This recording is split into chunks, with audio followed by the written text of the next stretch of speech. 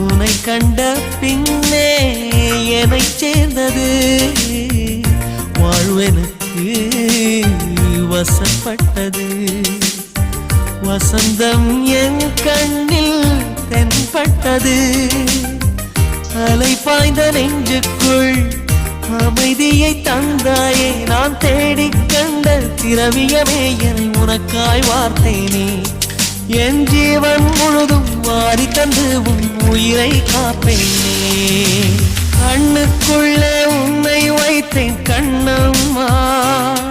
நான் கண்கள் மூட மாட்டேன் அடி செல்லம்மா. நான் கண்கள் மூட மாட்டேன் அடி செல்லம்மா.